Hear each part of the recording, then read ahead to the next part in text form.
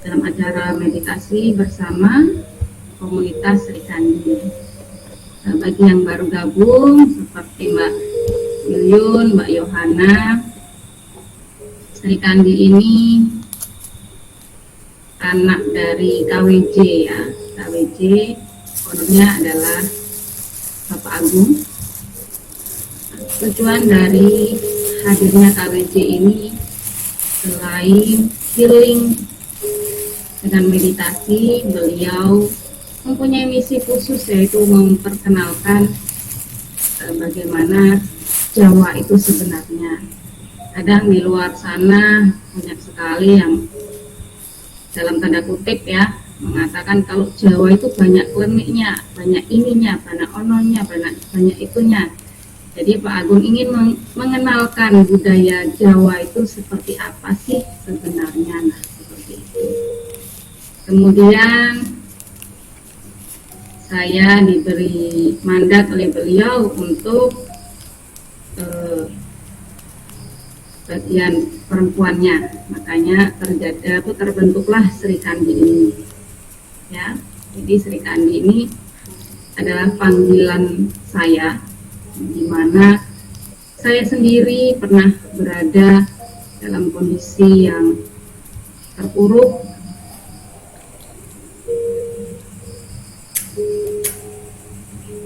Jadi Sri Kandi ini memang kita buat sebagai bakti saya, dan tentunya bukan saya saja sih, rencananya ke depan kalau ada yang lain-lain yang memang mau membaktikan dirinya untuk berada di komunitas ini, itu lebih, memang tujuan kita seperti itu.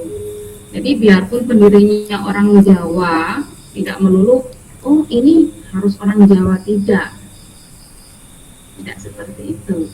Jadi kita sama mau orang manapun kita bebas.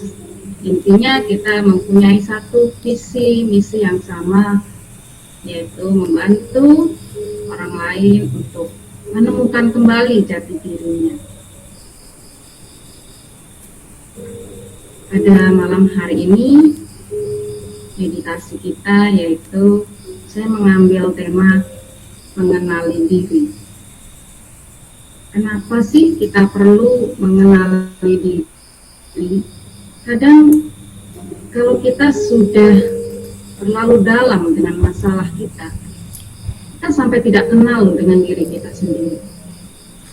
Ini kalau ada Mbak Yasmin ya, kemarin itu baru cerita ke saya itu baru ngaca dan menyadari selama ini tuh sampai ngaca aja nggak berani, saking deepnya beliau mempunyai masalah. Untuk ngaca aja, memandang dirinya sendiri saja sampai tidak berani. Jadi kemarin tuh dia baru mulai bisa menguasai dirinya, sadar kalau saya nggak jelek-jelek amat ya mak gitu, dia manggil saya itu mak gitu ya, nggak, memang cantik kok. Tapi selama ini dia merasa benar-benar tidak berguna karena nasibnya tidak pernah baik. Jadi dia mau memandang dirinya sendiri saja tuh tidak berani. Dan mungkin banyak juga di antara kita yang ogah mengakui diri kita sendiri. Kayaknya kita hidup ini kayak robot gitu ya. Itulah pentingnya kita menyadari diri ke dalam. Sebenarnya kesembuhan ini bukan kita mencari keluar, tapi menyelami diri kita ke dalam. Dari mana sih ini? Kenapa sih ini? Kadang kita terlalu fokus dengan yang di luar. Satu contoh masalah, kita punya masalah dalam keluarga lah ya. Drama kita itu kan selalu gitu, kalau nggak sama keluarga, ya saudara kandung atau sama mertua, itulah bulat-bulat di situlah semuanya. Kadang kita fokusnya ke ini kan gara-gara dia begitu, ini kan gara-gara dia begini, apa jadi begini. Kita sibuk fokus dengan di luar, tapi kita lupa mencari ke dalam diri kita. Ya, bagi sebagian orang kadang tidak bisa mengakui, oh ini dari saya. Keakuannya itu masih ada. Tidak bisa, saya sudah begini, tapi dia tidak mau begitu. Akhirnya dianya nggak sembuh, semakin benci dengan orang di luar. Padahal ketika kita mau meletakkan yang di luar, kita fokus ke dalam. Kita fokus memperbaiki diri kita, menyembuhkan luka batin kita. Itu yang di luar itu dengan sendirinya kita nggak peduli lagi. Tapi selama ini kan kita lebih fokus dengan yang di luar dari kita. Kenapa sih dia nggak ngertiin aku? Harusnya kan dia begini, harusnya kan dia begitu. Banyak sekali yang orang tidak bisa menerima itu. Bahkan saya dulu juga begitu. Awal-awal saya healing ketika saya disuruh melepaskan yang di luar, fokus ke diri saya nggak terima. Saya merasa saya sudah berjuang selama ini. Dia nggak mau ikut berjuang dengan saya. Akhirnya saya lebih fokus ke yang di luar. Saya tetap melangsa, tetap merana, tetap sakit, dan nggak semakin baik, semakin hancur-hancuran. Tapi ketika saya mendudukkan diri saya sendiri, saya lepaskan yang di luar saya, perlahan saya membaik. Yang tadinya di luar saya itu juga kurang baik, itu baik. Jadi dari kita, energi kita yang berubah itu. Memang kalau belum dibutuhkan kesadarannya, saya itu beberapa kali membawa sahabat-sahabat. Saya ajak masuk di sebelah, di Sol, nggak berhasil. Saya buka kelas 30 hari DBAG itu, nggak berhasil. Kemarin di FPC karena orang lama saya tarik lagi beliau nih, nggak berhasil juga. Karena seperti hidayah sih sebenarnya kesembuhan itu. Ketika kita belum ada panggilan untuk sembuh, ya susah. Salah satu guru saya itu bilang begini, kamu sama saja seperti menabur garam di laut. Ketika kita berusaha memberikan, menarik orang untuk sembuh, tapi beliaunya sendiri tidak punya keinginan untuk merubah, sama seperti kita menabur garam di laut, sia-sia.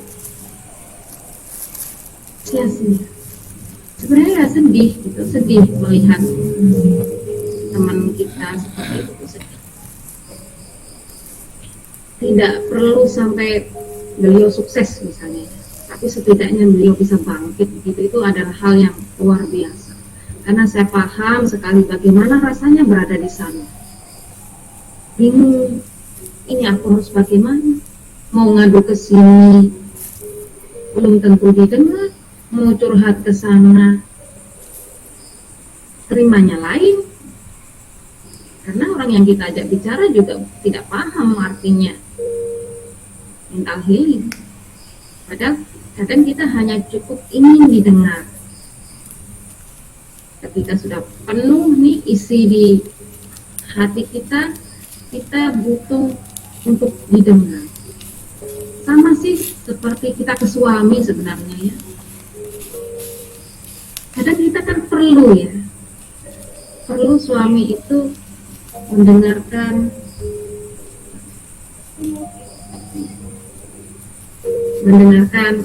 cerita kita. Nah, kalau ibu rumah tangga biasanya yang punya anak kecil ya, kan ribut banget seharian dengan anak, capeknya minta ampun. Udah bersihin sini sana diserakin, bersihin sana diserakin, belum lagi himpitan ekonomi. Suami pulang kerja mukanya cemberut. itu kan menambah stres kita.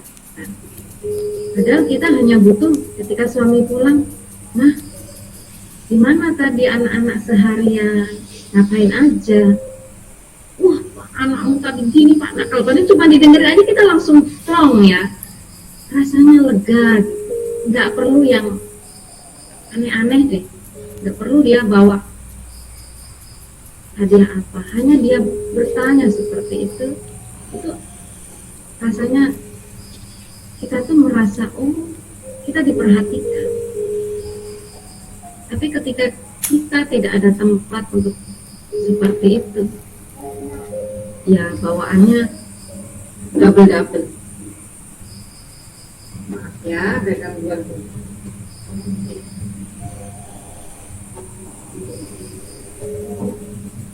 Sebentar aja ya. Turun dulu ya. Oke. Jadi kenapa kita perlu mengenali diri, merasakan tubuh kita sendiri. Bahkan kadang kita nggak sadar kita ini sebenarnya untuk apa sih? Saking banyaknya masalah kita nggak jadi lupa kenapa kita dilahirkan, kenapa kita diciptakan. Yang ada kita selalu bilang gini, kenapa Tuhan aku dilahirkan kalau hanya untuk menanggung penderitaan ini. Nah ini yang sering kita lakukan. Akhirnya tidak ada lagi rasa bersyukur, melihat saudara yang sana kok bahagia, kok saya tidak. Tapi ketika kita mau masuk ke dalam, menyadari diri kita, rasakan marah ini dari mana sih? Kemarin itu Mbak Yasin bilang ternyata saya nggak perlu pakai metode itu, hanya mengenali rasa, kemudian melepaskan. Ya praktekkan itu juga sudah berfungsi. Jadi ketika beliau di luar datang masalah itu, dia hanya mengenali rasanya, kemudian dilepaskan, diikhlaskan. Sudah berfungsi tanpa gerakan typing ya. Jadi cerita beliau, aku kemarin ini aku coba sadari rasa marahku ini dari mana, bertanya ke dalam diriku kenapa, karena kita nggak tahu tiba-tiba rasa itu datang. Setelah itu hanya tarik nafas, buang nafas, udah turun, reda emosinya. Jadi semakin kita mengenali diri kita akan temukan kok jalannya sendiri. Jadi para mentor ini hanya sharing pengalaman yang mereka dapatkan. Jalan mana yang Anda tempuh, jalan mana yang menimbulkan Anda, itu ya Anda sendiri. Anda nyaman dengan metode ini, Anda nyaman dengan cara ini, diandalkan. Saya cocok dengan metode ini, ternyata Anda tidak cocok. Tapi saya masuk dengan yang ini. Jadi ini adalah proses pencarian kita ya. Kita mau kemana? Mau terjebak di sana atau mau maju?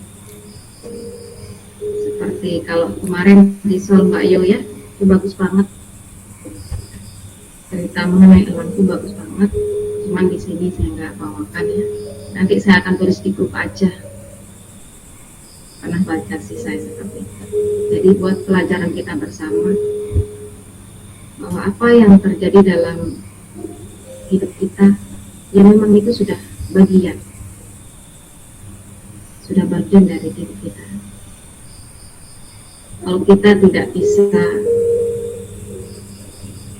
memahami, tidak bisa menyadari, bahkan akan terbawa sampai kita mati.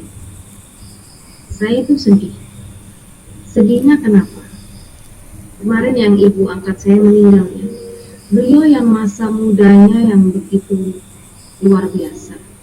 Tapi ketika mendekati hari akhirnya, benar-benar mendapatkan hidayah. Nah, sementara ibu kandung saya sendiri sampai saat ini belum bisa. Dalam artian sholat, ibadah ngaji, rajin. Tapi melepaskan emosinya, melepaskan amarahnya, itu belum bisa. Nah, kita sebagai anak mau memberitahu ya orang tua kita itu kan modelnya nggak bisa dinasehati ya. Kita ini dianggap anak kecil, kamu taunya apa? Iya, saya dan adik saya itu hanya mendoakan. Adik saya pun sadar gimana ya ibu kita, kasihan kan? Kasihan beban beliau. Jadi ibu saya itu kalau lihat bapak saya sakit, emosi, nggak boleh sakit. Bapak saya itu nggak boleh sakit. Ada kecemburuan gitu loh. Ada kecemburuan. Kan ini namanya manusia lah ya, pasti ada sakit. Padahal beliau sakit ya bapak saya yang. Jadi ya kembali lagi, terlalu dalam trauma yang beliau dapatkan, dan beliau berada di lingkungan yang tidak baik.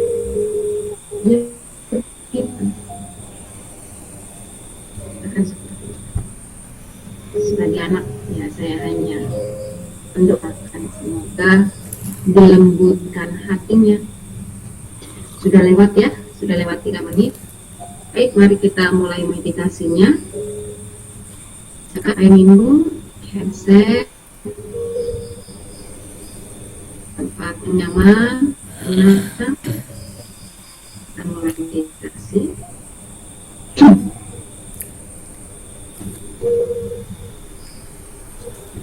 Mari kita tinggalkan sebentar segala aktivitas.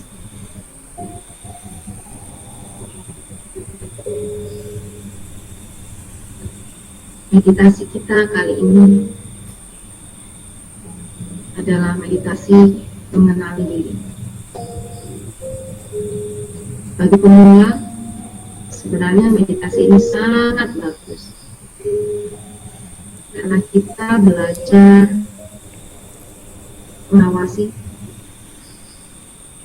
hanya mengawasi saja. Membiarkan semua yang datang dan pergi, kita hanya menjadi penonton.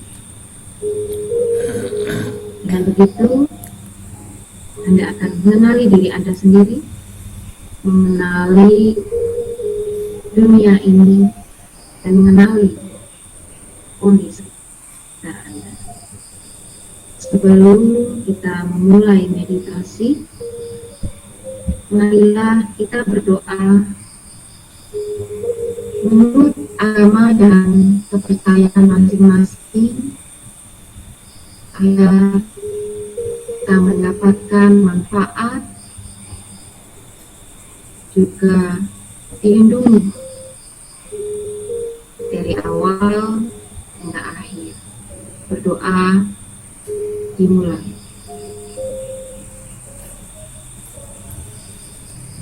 Berdoa selesai. Bawa tubuh Anda dalam posisi rileks dan nyaman. Tegakkan punggung Anda. Jika sambil berbaring, luruskan tulang punggung Anda.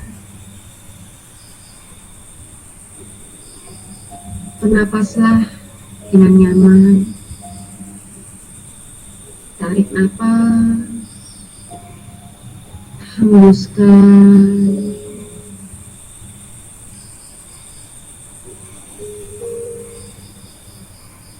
Sadari tubuh Anda mulai dari kepala sampai ke ujung kaki. Sadari dan nikmati setiap aliran nafas. Nafas masuk, nafas keluar, rasa hangat,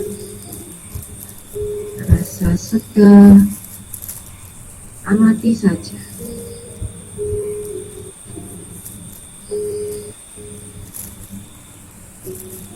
Mulai rasakan dari kepala ke bawah hingga ke ujung kaki. Rasakan energi mengalir di tubuh Anda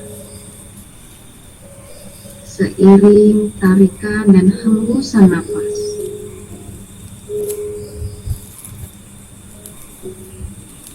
Amati setiap hal yang datang di dalam pikiran, perasaan, atau dalam tubuh Anda.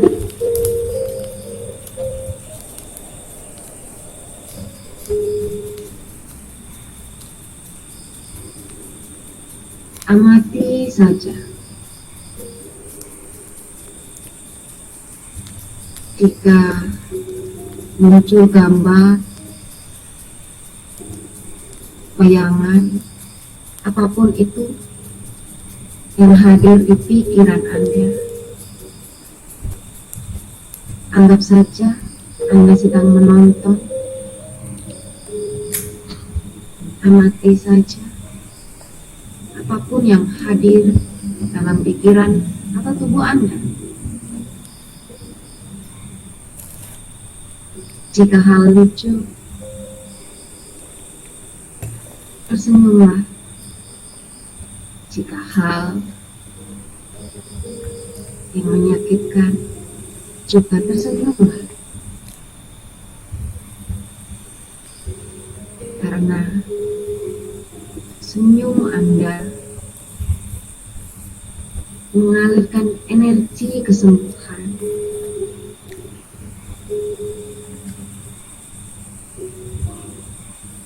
Bernapaslah dengan lembut dan tenang. Sadari nafas Anda, nafas dangkal, nafas dalam. Nikmati saja.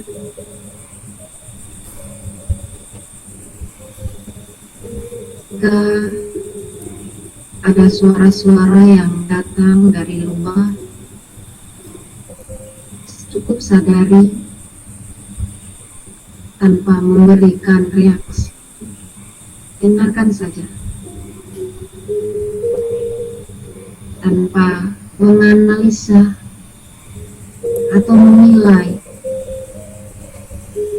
Biarkan saja. Sadari setiap sensasi yang datang.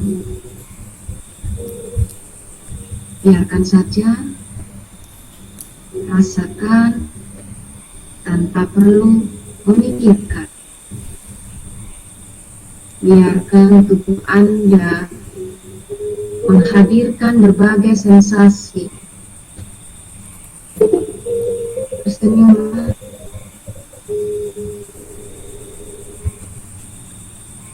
Apapun yang hadir saat ini.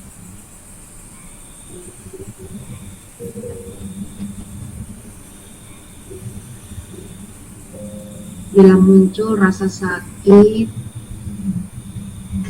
atau kesemutan pada kaki Anda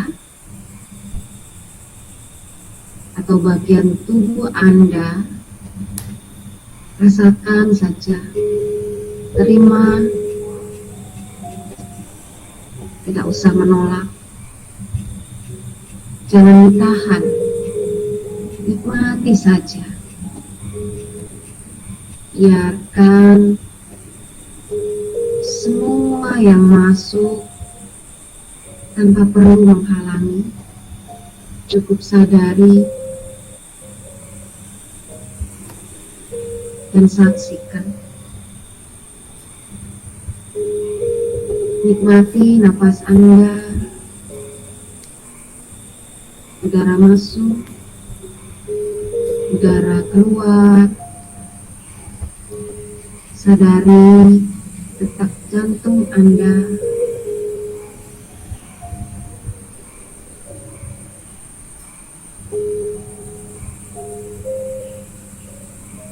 Sadari bahwa Anda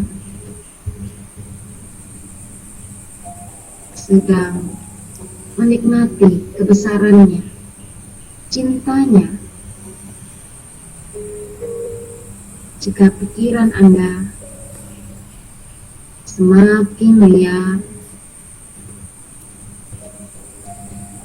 cukup nikmati nafas Anda. Tidak perlu menyalahkan diri. Cukup sadari bahwa semuanya memang seharusnya terjadi dan memang telah terjadi. Tidak perlu menganalisa seandainya begini, seandainya begitu. Semua yang terjadi memang sudah terjadi.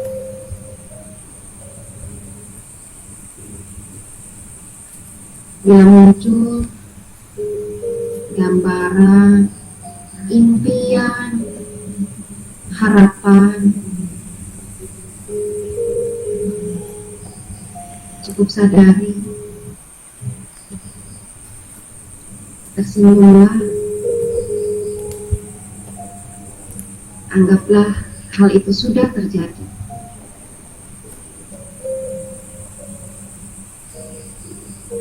Jika muncul gambaran ketika Anda masih kecil, atau masa remaja, atau masa sekarang,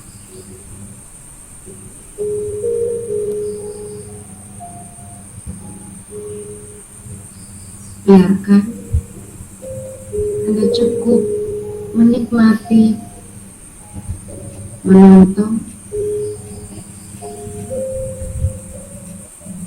bagian dari episode kehidupan Anda.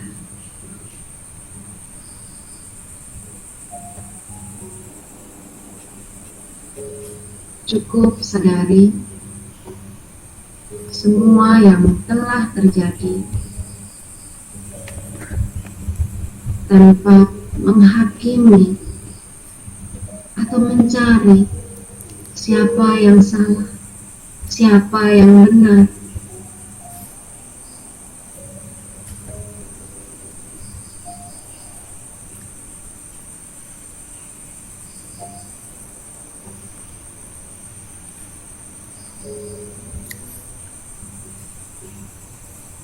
Jika yang hadir membuat dada Anda sesak, tarik nafas, hembuskan.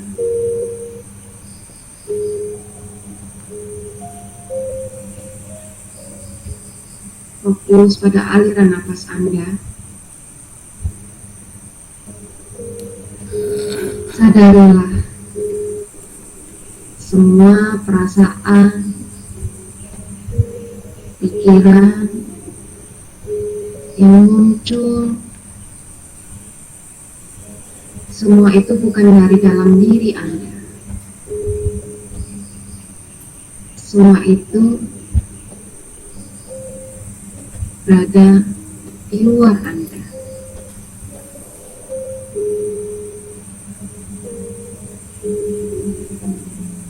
Bawa diri Anda ke dalam merasa tenang, rasa damai,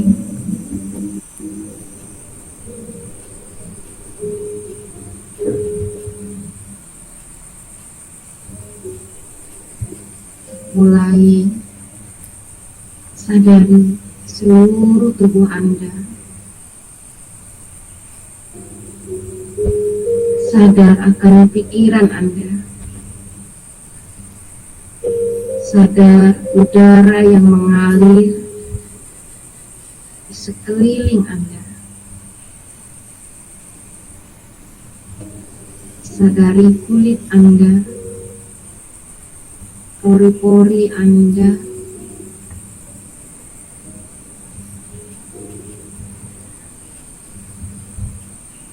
sadari kepala Anda,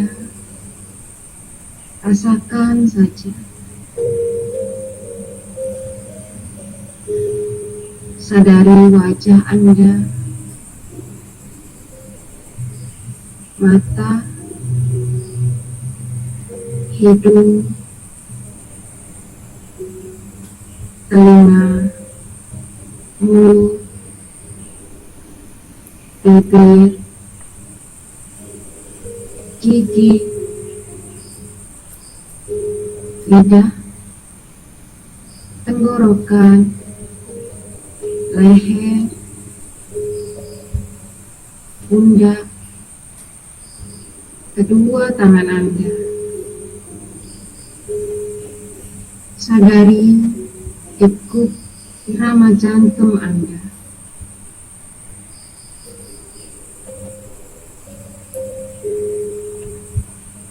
Perut Anda, punggung Anda, tulang ekor Anda, kaki Anda. Rasakan energi mengalir di setiap bagian di tubuh Anda.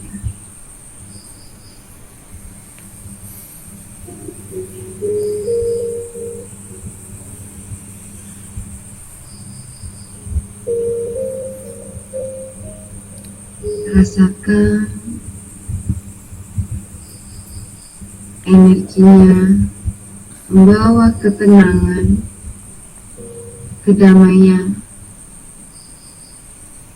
kesembuhan.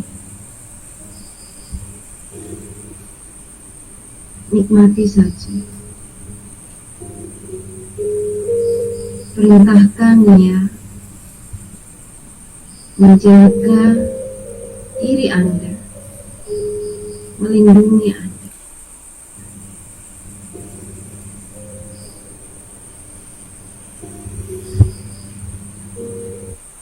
Sekarang,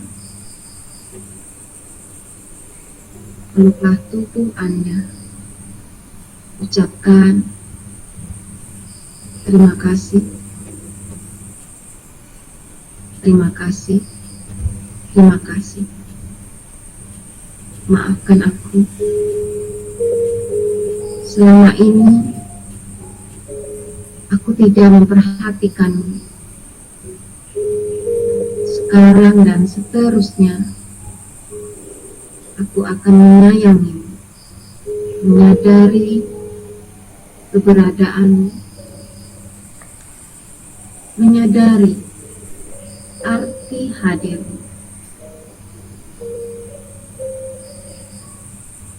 Tersenyumlah dari dasar hatimu. Tarik nafas, hembuskan. Satukan kedua telapak tangan.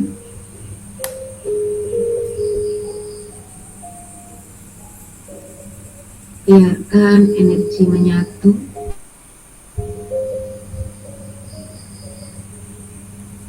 Sebelum kita akhiri meditasi ini, marilah kita kembali berdoa, mengucap syukur kepada Tuhan yang telah melindungi kita selama meditasi.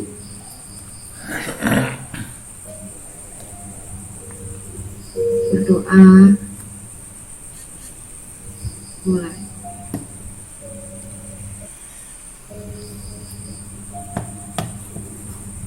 Berdoa selesai. Terima kasih Tuhan.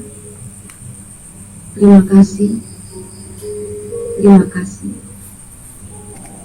Tarik nafas, hembuskan. Mulai hari ini dan seterusnya, Anda akan merasa bahagia, tenang, damai, diberkati, berkelimpahan, selalu mensyukuri apapun yang hadir dalam hidup Anda, dan menyadari bahwa hidup Anda sangat berarti. Dalam hitungan ketiga, silahkan buka mata Anda. 1, 2, 3. Meditasi telah selesai.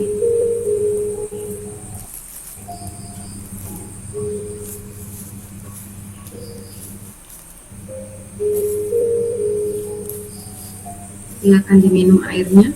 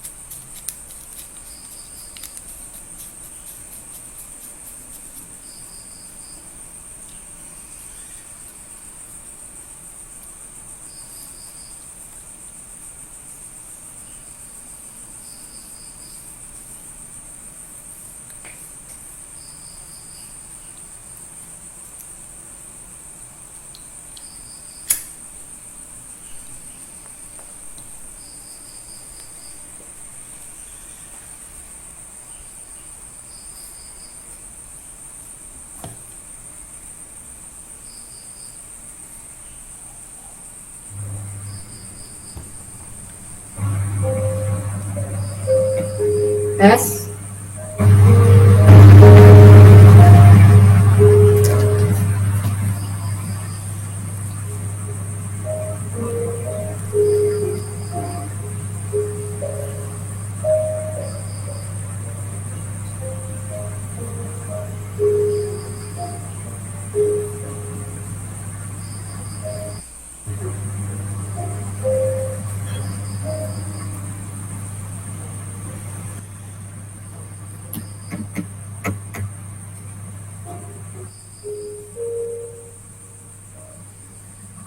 Mana ini? Halo? Halo? Masuk nggak suara saya? Masuk, Mbak. Ya ampun. Ini ya suka ngelek tuh. Kayaknya memang harus ganti ke Zoom. Waktu meditasi tadi hilang nggak? Enggak. Lancar. Oh ya, lancar. Kok pada nggak bangun ini? Aku pikir suaraku hilang. Masya Allah. Hayati Mbak Win. Makanya tadi tuh merah merah gitu kan, tadi Papa. pakai webcam. Nah, ini ngelak ya, gambar saya itu ngelak ya. Udah. Oke, ada yang mau sharing terkait meditasi kita malam ini?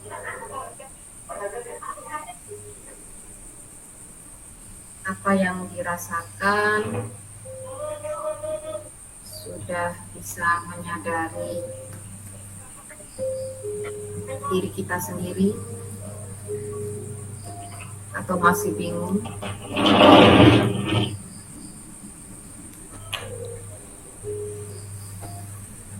Silakan Mbak Indra.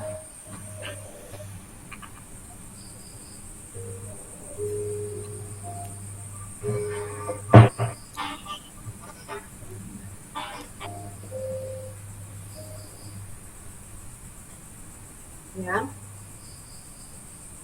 Mbak Ana Indah bagaimana?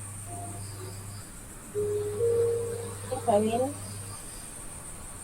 Alhamdulillah. Hujan deras di sini. Masa hujan? Nongsa. Iya, ini baru ini. Oh, di sini panas ini. Hawanya sumuk. Sumuk. Iya hujan tapi panas juga.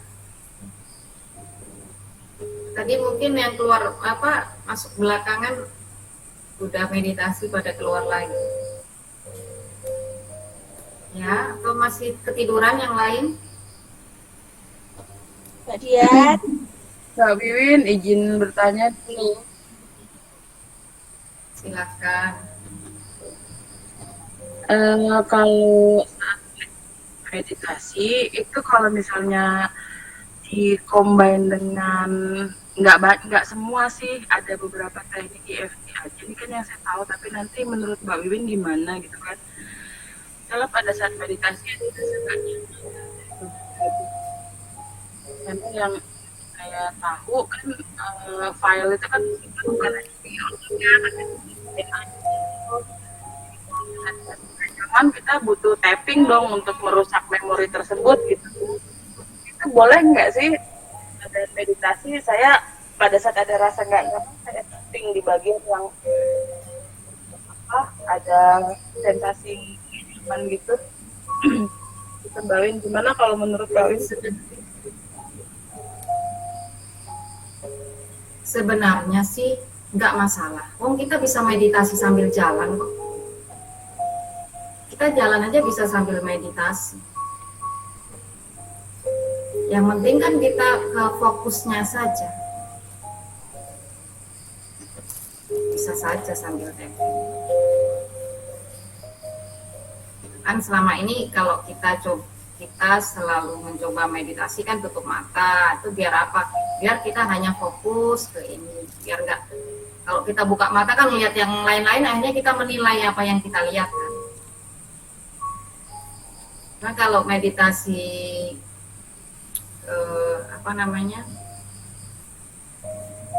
mindfulness itu kan sambil jalan merasakan tanah yang menyadari. Saya matikan aja lah musiknya nih kok nggak dengar. Sambil jalan menyadari kaki kita melewatin kerikil, melewatin pasir, nggak masalah. Kalau memang dibutuhkan tapping untuk merilis. Ya karena setiap orang ya begitu. Ada yang butuh, misalnya nih, ada kan kita ambil perumpamaan yang lain. Ada orang yang sakit ya harus ke dokter. Kalau nggak ke dokter dia nggak sembuh. Padahal cuma baru di depan pintunya aja udah seger. Tapi ada orang yang nggak mau, cukup dikerok udah sembuh. Ada yang seperti itu. Nah, sama dengan kita mau meditasi. Orang kita kan meditasinya meditasi healing ya, bukan meditasi misalnya kundalini. Nah itu dia harus tekniknya harus lurus, benar-benar lurus tulang punggungnya, nggak boleh itu, jadi biar energi mengalir lurus. Kalau kita kan belajar ini healing ya, healing tuh nggak yang terlalu kaku lah, bisa sambil baring, bisa sambil itu. Berbeda kalau Mbak Yohana memang mau meditasi yang kundalini atau apa, itu memang harus tegak lurus bersila gitu, ada aturan-aturannya. Tapi kalau hanya untuk healing sebenarnya lebih hampir sama dengan hipnotis ya. Kalau kita mau dihipnotis kan dibuat kita serileks mungkin sampai gelombang theta, baru kita masukkan afirmasi. Sama dengan meditasi healing ini, kita rilekskan dulu tubuh. Karena kalau kita belum rileks, kita masukkan apapun itu nggak bakalan masuk, menolak ya. Akan menolak. Kalau kita tapping kan memang tuh titik-titik meridian kan, jadi aliran darahnya langsung mengalir, itu juga membantu. Nah kita di sini tujuannya memang healing, jadi nggak usah berpatokan harus bersemedi kayak petapa yang harus duduknya begini, posisi tangan apa namanya, bunga lotus gitu kan, itu ada itu di yoga. Kita ambil yang senyaman mungkin, serileks mungkin. Tujuan kita mau menenangkan diri. Kan penyakit itu sebenarnya kalau kita tenang ya nggak bakalan dalam. Bahkan saya ada satu grup dokter RB Santoso, itu semuanya penderita kanker. Itu beliau ya menggunakan metode yang Papi Krishna, hanya napas 66, napas mau copat beliau bilang. Jadi menghadapi kanker itu ya dengan santai. Mau kena kanker mau enggak, kalau waktunya mati ya mati kan. Hanya jalannya saja. Nah kita itu mau seperti itu, mau menyadari itu. Kalau kita nggak sadar, jangankan kena kanker, sakit perut mencret aja sudah takut kita. Aduh, jangan-jangan aku besok mati. Jadi bagaimana senyamannya Anda? Begitu Mbak Yo. Baik, Silakan. makasih. Ya, karena kita meditasinya memang healing ya. Berbeda kalau Kak Yo mau membangkitkan yang kundalini, nah itu memang nggak boleh. Napas harus begini, napas harus begitu, tahan di sini. Bukan Kalau di memang apa namanya ke tapping. Nah, maksudnya boleh dikombin dengan tapping. Misalkan pada saat kita lagi meditasi ada rasa yang nggak nyaman, boleh nggak saya tapping di tempat itu untuk merusak memorinya gitu, ingatan itu. iya boleh. Kan maksud Mbak Yohana biar dia cepat hilang kan, Ngilangin sensasi Kita nggak tapping. nyaman. biar dia hilang kan, berarti Mbak Yohana fokusnya dengan di tapping, jadi dengan di tapping dia akan turun gitu kan. Merusak Nggak memori apa-apa. tersebut. Boleh kok, boleh. Misalnya kan Makanya dari ada kejadian di masa lalu pernah dipukul saat meditasi, tiba-tiba itu muncul gitu kan, ada. Nah di bagian yang pernah dipukul itu kan ada rasa nggak nyaman gitu kan Mbak Wina. Aku suka kadang aku combine apa saat meditasi, tapi aku belum tahu ilmunya sih, makanya aku tanya Mbak Win. Aku suka lakukan tapping gitu, nah itu ada rasa nyaman, aku tapping gitu kan merusak memori tuh kayak gitu, jadi ingatan itu yang boleh. Terus aku nggak sakit gitu loh. nggak apa-apa, boleh saja. Kan kita memang basicnya healing ya. Jadi bukan untuk itu, nggak apa-apa, boleh sih, boleh. Kalau yang hadir itu orangnya atau kenangannya? Kejadiannya dan rasa pukulan yang pernah dilakukan itu terasa banget. Berarti Mbak Yo lebih ke rasa ya, bukan, kan ada yang Enggak, bukan bayangan muka dia, tapi pokoknya kejadian dan rasa pukulan itu tuh kayak sama banget persis dipukul di bagian itu, dan itu selalu muncul, langsung aslinya juga muncul. yang apa-apa. Kalau yang itu bisa. Kalau yang muncul orangnya yang menyakiti kita itu, ya kita harus hadapi dalam artian bicara dengan jiwa orang tersebut. Kalau kita mengatakan pada beliau, saya itu waktu Anda begini kan rasanya seperti ini, saya nggak mau seperti itu. Misalnya dengan orang tua, contoh ya, satu jadi nggak pernah ada bayangan kayak orang tuh kita komunikasikan gitu, Mbak. Kalau saya kayak misalnya kayak di PGR, tapi sering kali terjadi yang kayak gitu, akhirnya tuh rasa sakitnya tuh kok, kalau apalagi misalnya nih melintasi tempat di mana kejadian aja tuh timbul rasa sakit gitu. Nah, iya betul. tapi kan kalau untuk aku komunikasi Kan saya orangnya meninggal. Loh, itu bisa. Tanya Mbak Dian sudah pernah mempraktekkan.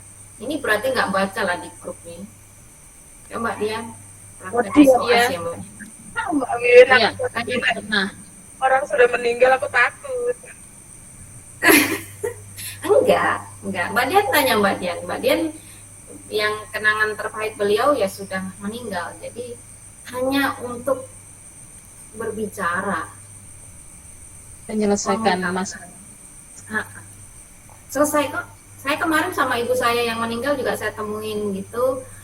Udah saya ungkapkan, Bu, saya dulu sedih sekali Bu lakukan saya begini begitu gitu. Saya ungkapkan lah apa yang ingin saya katakan. Saya kecewa, saya merasa terbuang.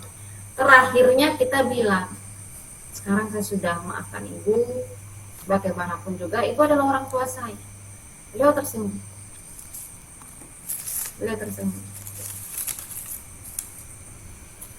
Jadi kayak memutus dendam lah ya, memutus sakit hati. Memang harus kita hadapi. Nah, Mbak Anggun juga udah mencoba. Mbak Anggun dulu sama neneknya. Ketika ketemu dengan neneknya, sikapnya tuh berubah. Gak sama dengan sikap beliau waktu dulu. Ya Mbak Anggun ya? Iya, Beliau benar menunjukkan bahwa itu sayang sama kamu, Nduk. Kayak gitu loh. Padahal dulu nggak kayak gitu, kata si Anggun kecilnya. Jadi kembali lagi saya ingatkan begini, Bun. Sebenarnya itu, contoh kita lah ya. Kita kan kalau kesel sama suami, siapa yang kita marahin? Anak kan? Nah, si nenek itu dulu begitu. Sebenarnya sayang ke cucu. Sebel dengan suami, cucu yang ada di sebelah ya cucu lah yang jadi bahan bentak-bentakan. Jadi cuma waktu itu kan kita nggak ngerti ya, anak kecil kan taunya ini kita disakiti, kita pahamnya kok aku nggak disayangi begitu. Tapi ketika dia sudah SOS, ternyata neneknya menunjukkan bahwa aku tuh sayang banget sama kamu. Akhirnya kita sadar, oh kembali lagi kita menyadari orang tua kita itu berbuat seperti itu ya karena trauma beliau yang berat. Nggak ngerti mau ngapain, taunya marah, taunya melampiaskan semua dengan amarah. Nah, jiwa kecil kita itu perlu dikasih tahu. Begitu. Mbak Yu nggak apa-apa, dicoba aja. Tapi kalau yang hadir rasanya, sakitnya, dengan tapping ya nggak apa-apa. Tapi kalau saya memang ke orangnya sama Mbak Yu, saya tuh kalau ke rumah ibu saya itu di depan rumahnya udah gemetar, nggak mau masuk saya. Padahal rumahnya udah nggak kayak waktu kecil saya dulu, udah direnovasi, udah berubah total. Tapi bayangan itu masih ada. Bayangan ketika dimaki, ketika dikata-katain yang enggak, terus waktu kejadian saya sampai nekat melakukan hal yang di luar kendali itu kayak nonton sinetron gitu, muncul semua. Itu sampai saya tahan gitu, saya paksa untuk masuk ke rumahnya. Itu duduk sebentar, basa-basi, udah, yang penting saya hadir di situ. Karena kata orang udah dibesarkan, udah jadi orang sukses, nggak mau ke orang tuanya gitu kan. Kita kan menjaga orang di kampung kan taunya begitu kan. Jadi saya datang ke rumah itu terpaksa, padahal dengan rasa takut. Trauma ya. Trauma, kebayang banget kejadian itu. Yang muncul itu kejadian yang serem-seremnya itu. Jadi padahal ya ada momen bahagia juga sih sebenarnya di sana, tapi kan ketutup dengan yang itu kan, ketutup dengan yang momen tidak enaknya itu. Jadi bisa dilakukan, ditemuin saja kalau memang perlu kita ungkapkan. Yang penting ketika SOS kita nggak menyakiti orang tersebut, kita hanya mengungkapkan, ini loh yang aku rasakan, aku tuh pengennya begini gitu. Udah puas kita mengungkapkan. Terakhir, aku sekarang sudah tumbuh dewasa, aku memaafkan semua kejadian yang lalu. Bahkan ya kalau yang kita SOS-in hidup itu langsung nelpon, kayak tiba-tiba aja nelpon gitu. Kalau kita benar-benar meditasi itu ngeling, makanya kita nggak boleh macam-macam ya. Kalau meditasi terus mau menyakiti orang tuh, kalau kita sudah bisa merasakan energi itu sampai loh, makanya hati-hati. Nah, kita ini udah belajar meditasi, Pak Agung tuh pernah ngingetin Mbak Win, jangan mukul anaknya ya, kelihatannya nggak apa-apa dalamnya itu, karena kita sudah punya power, sudah mengaktifkan listrik di tubuh kita. Jadi mulai hati-hati. Kita belajar begini juga harus semakin mengontrol laku kita. Kalau masih tetap amarah kita yang mengontrol, wah itu malah bahaya, akan semakin menyakiti orang. Seperti itu. Ada lagi? Terima kasih Mbak Win. Yo, sama-sama. Pak Agung mau menambahkan? Pak Agung masih sibuk ini ya, menghalalkan ya.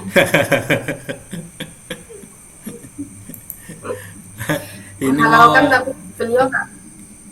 lagi ini ya, mau ada event besar, kemudian ya itu lagi banyak pendampingan, jadi ya mungkin agak sedikit ini, mungkin habis Juni saya baru pertengahan ya, mungkin baru bisa ini lebih fokus lagi.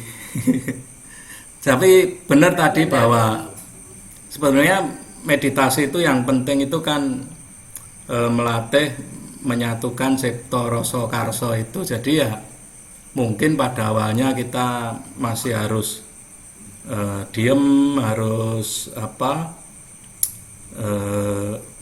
memejamkan mata dan sebagainya. Tetapi kan kalau kita sering bermeditasi itu akhirnya kan pada akhirnya kan itu semua energi, semua pikiran kita itu kan juga harus kita manfaatkan, kita aplikasikan kan untuk sehari-hari. Nah nantinya kalau sudah ini ya tidak perlu seperti itu tadi. Jadi ya benar Mbak Wiwin nanti bahwa kita sambil jalan, sambil ini juga bisa. Sama kok seperti meditasi itu juga ada yang dinamis. Orang menari itu yang bedoyo, yang serimpi, yang narinya itu sampai 1 jam 2 jam, yang gerakannya cuma lembut pelan, itu sebetulnya juga meditasi juga sebetulnya. Jadi itu, jadi meditasi itu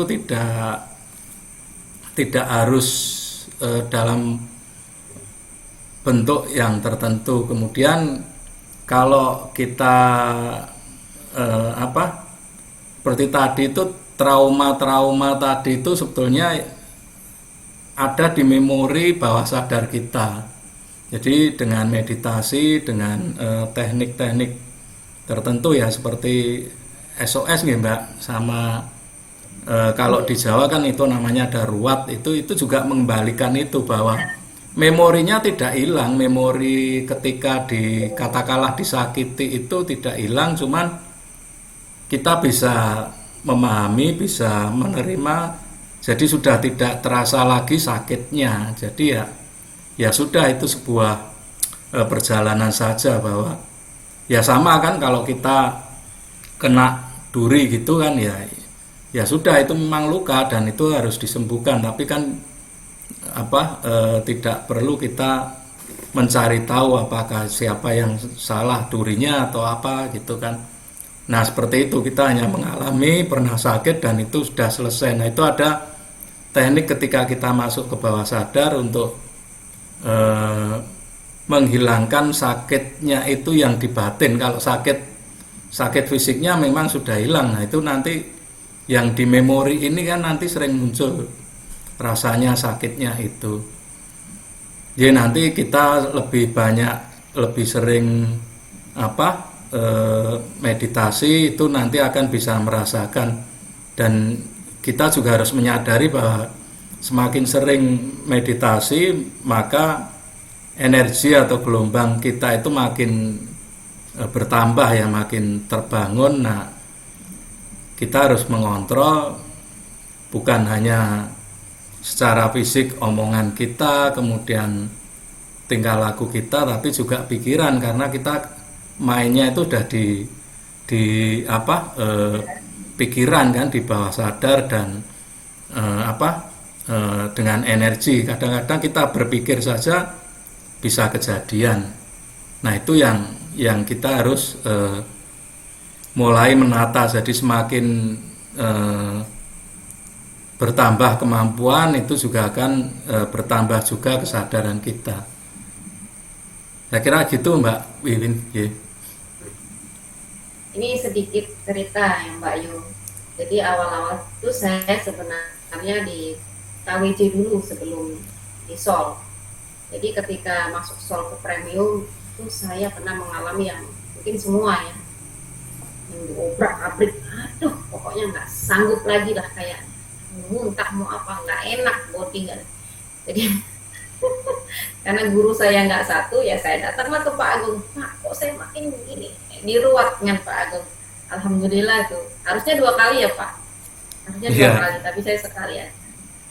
Jadi langsung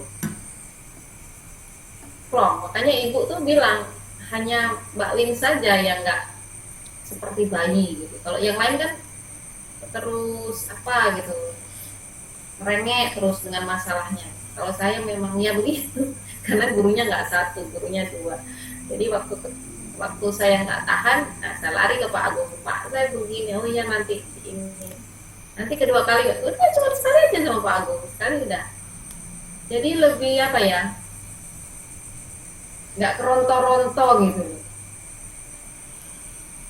Itu menggunakan audio dari itu kan muncul semua kan, abrik keluar semua. Itu yang kayak nggak kuat saya, terus terang kayak nggak kuat. Saya ke suami bawaannya mau ngamuk, ini nggak beres. Nah, jadi ya begitu. Ini memang kita nggak boleh satu guru sih. Yang sini keras atau yang sini lembut gitu. Jadi kita ambil saran-saran. Iya benar. Betul, harus kita combine. Karena ya itu tadi. Bahkan kemarin tuh saya mengalami meditasi. Yang terakhir saya ada cerita nggak ya? Yang saya kayak didatengin malaikat pencabut nyawa. Itu yang Ya, jubah yang hitam itu ya. itu nggak taunya sepertinya itu pertanda sih, saya nggak ngerti ya. Besoknya yang ibu saya nggak ada itu, saya pikir saya ya yang mau dicabut itu Mbak Yo. Saya pikir wah ini udah sampai waktuku. Saya udah astagfirullah, ini udah sampai waktu, udah muter-muter kok diputerin dengan begitu, bayangin aja udah sampai kayak gitu. Gitu nggak taunya besoknya telepon di jam yang sama itu meditasinya, cuman beda hari. Jadi kita kan nggak tahu aja ini artinya apa. Serem, saya selama meditasi itu nggak pernah seserem itu.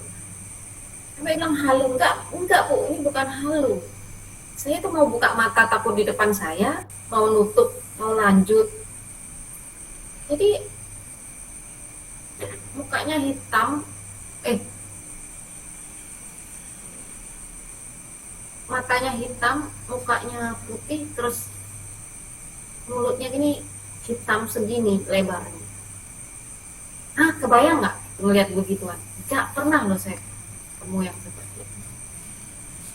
Ternyata ya pertanda ya. Besoknya, oh ini rupanya. Saya pikir saya yang mau dijemput itu. Saya sudah pikir ini kayaknya waktunya. Saya pikir saya yang mau dijemput, udah astagfirullah, udah tobat lah istilahnya. Ternyata ya hanya pertanda salah satu dari keluarga saya. Ini udah mulai kan, udah mulai ada kode-kode, cuman kita nggak tahu. Ya begitulah cerita kita tentang meditasi. Yang penting niat awal kita meditasi itu tujuannya baik.